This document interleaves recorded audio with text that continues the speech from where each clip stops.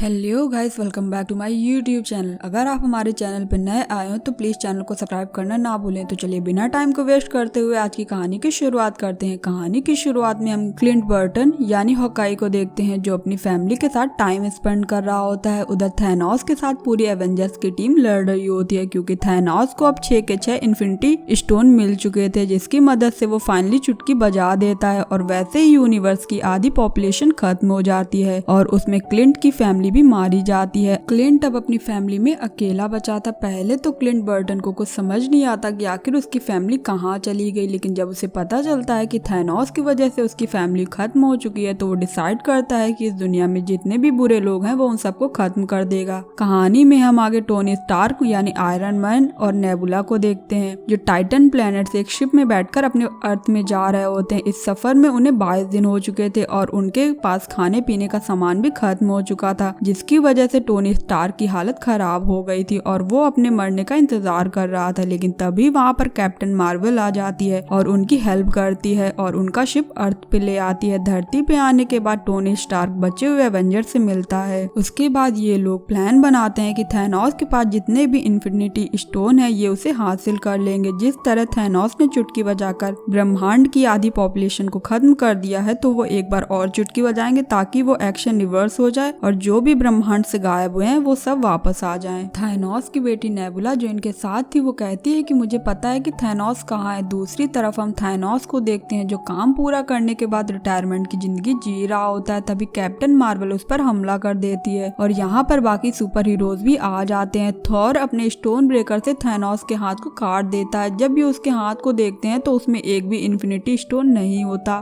Thanos कहता है कि मैंने सभी इन्फिनिटी स्टोन को नष्ट कर दिया ताकि कोई इसका इस्तेमाल ना कर सके। थॉर को उसकी बातों को सुनकर बहुत गुस्सा आता है और वो अपने स्टोन ब्रेकर से उसे खत्म कर देता है। इसके बाद ये अर्थ पर वापस आ जाते हैं। वक्त के साथ 5 साल बीत चुके थे।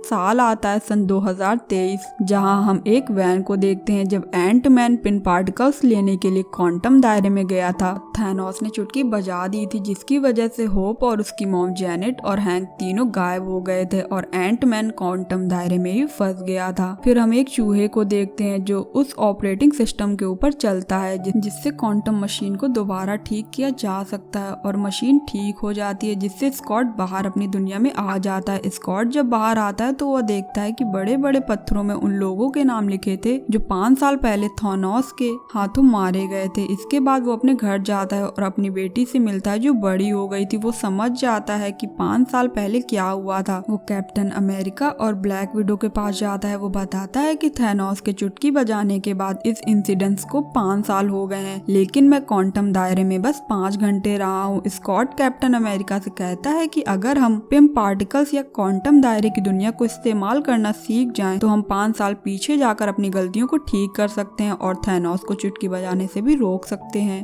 कैप्टन अमेरिका और ब्लैक विडो को उसका ये आइडिया पसंद आता है। फिर वो लोग टोनी स्टार्क के पास जाते हैं। टोनी स्टार्क ने पेपर पॉट से शादी कर ली थी, अब उसकी एक बेटी भी थी। ये टोनी स्टार्क को पूरा आइडिया बताते हैं लेकिन टोनी स्टार्क ऐसा कुछ भी नहीं करना चाहता। वो इन लोगों से मना कर देता है। फिर ये लोग ब्रूस बैनर के पास जाते हैं। ब्रूस बैनर अब हमेशा हल्क के रूप में रहता था। उसने ब्रूस बैनर और हल्क की पर्सनालिटी को मर्ज कर दिया होता है। ये लोग उससे हेल्प मांगते हैं। वो हेल्प के लिए तैयार हो जाता है। ब्रूस बैनर एक वैज्ञानिक है। इसके बाद ब्रूस बैनर एक मशीन बनाता है। एंट मैन को ये कई बार दूसरे टाइम में भेजने की कोशिश करते हैं पर बार बार एंट मैन अलग अलग एज में इस दुनिया में ही वापस आ जाता है, यानी इनकी जो कैलकुलेशन है वो टाइम ट्रेवल के हिसाब से सटीक नहीं है। दूसरी तरफ हम टोनी स्टार्क को देखते हैं जो खुद भी इसी चीज पर काम करना शुरू कर देता है और उसकी कैलकुलेशन एकदम सही बैठती है। उसकी कैलकुलेशन के हिसाब से टाइम ट्रेवल किया जा सकता है। फिर टोनी स्टार्क जाता है कैप्टन अमेरिका के पास। वो उसकी स्लाइड भी वापस कर देता है और इन दोनों के मतभेद भी खत्म हो जाते हैं। एवेंजर्स की बची टीम ये प्लान करती है कि ये टाइम ट्रेवल करके अलग अलग वक्त में जाएंगे। अब हल्क,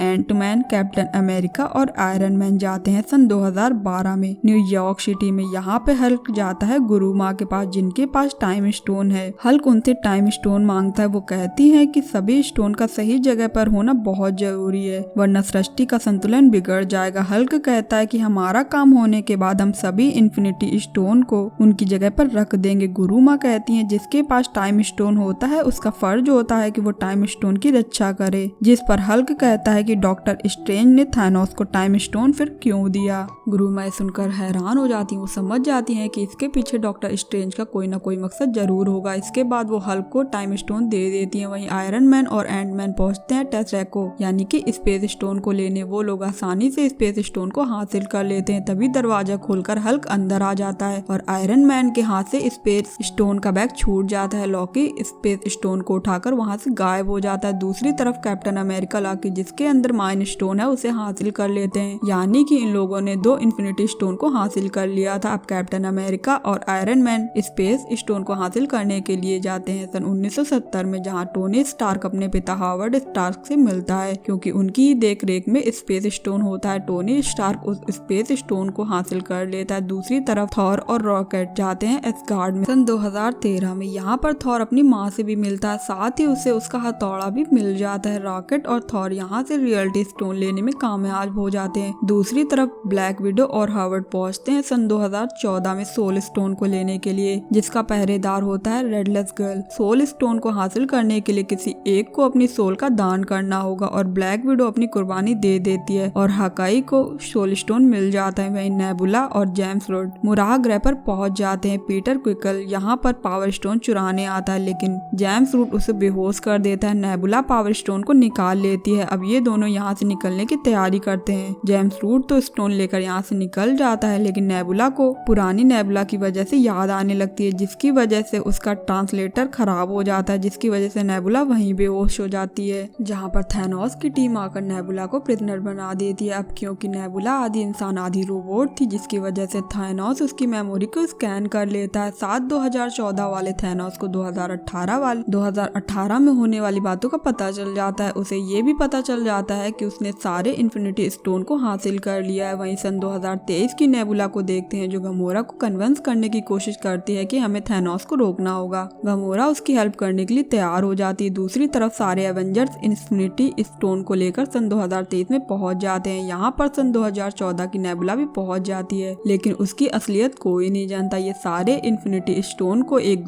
गॉन्टलेट बनाकर उसके अंदर डालते हैं और कहता है कि मैं सबसे पावरफुल हूँ इसीलिए मैं इस गॉन्टलेट को पहनूंगा। लेकिन हल्क थॉर से कहता है कि इस इन्फिनिटी स्टोन के अंदर गामा रेडियंस है जिससे मैं बना हूँ, इसीलिए मुझे इसे पहनना चाहिए। हल्क की बात सुनकर सब सहमत होते हैं। आयरन मैन हल्क से कहता है जो लोग गायब हुए थे बस उन्हीं को लेकर आना है, जिसके बाद हल्क गॉन्टलेट को पहन लेता है लेकिन उसकी रेडियंस से हल्क का पूरा शरीर कांप जाता है। हल्क बहुत मुश्किल से गॉन्टलेट से चुटकी बजाता है। चुटकी बजाते ही उसका गॉन्टलेट निकल जाता है। हल्क की हालत अब बहुत खराब हो जाती है। तभी हॉकाई के फोन पर उसकी पत्नी का कॉल आता है जो आज से 5 साल पहले थैनोस की चुटकी बजाने की वजह से गायब हो गई थी, जिससे पता चलता है कि हल्क की चुटकी बजाने से जो लोग गायब हुए थे वो वापस आ गए थे। यहाँ पर सन 2014 की नेबुला भी होती है जो सबकी नजरों से बचकर टाइम मशीन के पोर्टल को खोल देती है और उस पोर्टल के अंदर से थैनोस का वारशिप बाहर निकल आ जाता है और लगातार वो कई मिसाइल को छोड़ता है जो इस जगह को पूरी तरह से तबाह कर देती है। अब नेबुला थैनोस के पास जाती है और थैनोस उसे ऑर्डर देता है और कहता है कि जाओ और 6 के 6 इन्फिनिटी स्टोन को लेकर आओ। नेबुला वहाँ से चली जाती है। अब सारे एवेंजर्स थैनोस के सामने थे। थैनोस कहता है कि मैंने ब्रह्मांड की आधी जनसंख्या को इसलिए खत्म किया था ताकि बचे हुए लोग खूब तरक्की कर सके। तुमने 6 के 6 इन्फिनिटी स्टोन को इकट्ठा करके मेरा काम और भी आसान कर दिया है। तुमने इसमें मेरी मदद की है। अब मैं एक बार फिर चुटकी बजाकर ब्रह्मांड के आखिरी कण तक को खत्म कर दूंगा और इसके बाद मैं इन्फिनिटी स्टोन की मदद से नया ब्रह्मांड बनाऊंगा जहाँ पे लोग मेरी पूजा करेंगे। अब थैनोस और एवेंजर्स में जबरदस्त लड़ाई होनी शुरू हो जाती है। थैनोस बहुत पावरफुल था इसीलिए वो सभी एवेंजर्स पर भारी पड़ता है। एक पल ऐसा आता है कि वो थैनोस के स्टोन ब्रेकर से उसे ही मारने वाला था लेकिन तभी थैनोस को थॉर का हथौड़ा आकर लगता है। थॉर देखता है कि उसके हथौड़े को किसी और ने नहीं बल्कि कैप्टन अमेरिका ने उठाया था। दूसरी तरफ हम नेबुला को देखते हैं जिसे गॉन्टलेट मिल जाता है जिसमें 6 के 6 इन्फिनिटी स्टोन होते हैं। इससे पहले वो थैनोस के पास जाती, वहाँ पर प्रेजेंट की नेबुला और गमोरा भी आ जाती हैं। वहीं प्रेजेंट की नेबुला पास्ट की नेबुला को मार देती है। अब हकाई गॉन्टलेट को उठा लेता है। तभी हम देखते हैं कि थैनोस अपनी वॉरशिप से अपनी आर्मी को बाहर बुला लेता है। अब ये एवेंजर्स थैनोस की आर्मी का सामना करने के लिए तैयार नहीं थे, लेकिन तभी 5 साल पहले गायब हुए सारे एवेंजर्स भी वहाँ आ जाते हैं। ब्लैक पैंथर की टीम भी वहाँ आ जाती है और ये सब मिलकर थैनोस की आर्मी पर हमला कर देते हैं। स्पाइडरमैन इन्फिनिटी स्टोन वाला गॉन्टलेट थैनोस से दूर ले जाना चाहता है। थैनोस अपनी वॉरशिप से इन पर बहुत भयानक हमला कर देता है। इससे पहले सबका खात्मा होता है, थैनोस का वॉरशिप ऊपर की तरफ हमला करने लगता है। तभी ब्रह्मांड में ऊपर से आती कैप्टन मार्वल, वो पलक झपकाते ही थैनोस के वॉरशिप को चकनाचूर कर देती है। साथ ही थैनोस के बहुत सारे सैनिकों को भी खत्म कर देती है। अब इसके बाद वो गॉन्टलेट लेकर टाइम मशीन के उस पोर्टल में जाना चाहती है जो गाड़ी के अंदर है, लेकिन जैसे ही मार्वल उस गाड़ी के टाइम पोर्टल में एंटर करती है, थैनोस के एक ही प्रहार से उस पूरी वैन को तबाह कर देता है। अब उसके सामने होता है वो गॉन्टलेट। थैनोस गॉन्टलेट पहन लेता है और एक बार फिर वो चुटकी बजाकर इस ब्रह्मांड के हर एक कण को खत्म कर देना चाहता है। इससे पहले वो ऐसा कर पाता, कैप्टन मार्वल उसका हाथ पकड़ लेती है। वो थैनोस पर भारी पड़ती है, लेकिन तभी थैनोस एक स्टोन निकालता है और कैप्टन मार्वल पर हमला करता है, जिससे वो दूर जाकर गिरती है। ठीक इसी पल में डॉक्टर स्ट्रेंज आयरन मैन को एक उंगली दिखाते हैं, जिसका मतलब होता है कि ये वही पल है जिसमें एवेंजर थैनोस को हरा सकते हैं। थैनोस इससे पहले चुटकी बजाता, उससे पहले आयरन मैन उसका गॉन्टलेट पकड़ लेता है, लेकिन थैनोस उसे दूर फेंक देता है, जिस पर थैनोस उससे कहता है कि मैं हूँ थैनोस। इसके बाद थैनोस चुटकी बजाता है, लेकिन कुछ भी नहीं होता, क्योंकि थैनोस के गॉन्टलेट में जितने भी इन्फिनिटी स्टोन होते हैं वो सब अब आयरन मैन के पास थे। आयरन मैन उसे अपने हाथ में जो उसका गॉन्टलेट होता है उसमें डाल देता है। इसके बाद आयरन कहता है कि मैं हूँ आयरन मैन और वो चुटकी बजा देता है। चुटकी बजाते ही थैनोस और उसकी सेना गायब हो जाती है, क्योंकि जिसके पास ये 6 स्टोन होते हैं वो अपनी इच्छा से कुछ भी कर सकता है और आयरन मैन ने अपनी इच्छा से थैनोस और उसकी आर्मी को खत्म कर दिया था। लेकिन इन स्टोन की पावर से आयरन मैन खुद भी बुरी तरह से जख्मी हो जाता है और उसकी मृत्यु भी हो जाती है। इस तरह आयरन मैन के बलिदान से थैनोस का खात्मा हो जाता है। आयरन मैन के फ्यूनरल में सभी सुपर हीरोज और एवेंजर्स आते हैं वहीं, और गार्डियन ऑफ द गैलेक्सी की टीम में शामिल हो जाता है और वेलकरी एस्गार्ड का नया रूलर बन जाती है। दूसरी तरफ हम कैप्टन अमेरिका को देखते हैं, जो थॉर के हथौड़े और 6 इन्फिनिटी स्टोन को लेकर उनकी सही जगह पर रखने के लिए इस वक्त से निकल जाती है। काम पूरा होने के बाद वो जाते हैं सन 1945 में, जिस वक्त में वो पैडी कॉर्टर से प्यार करता था और वो अपनी जिंदगी वहीं गुजारता है। और बूढ़ा होने के बाद वो वापस सन 2023 में आता है, जहाँ पर कैप्टन अमेरिका बूढ़ा हो चुका है। वो अपने साथी यानी फैल्कन को खास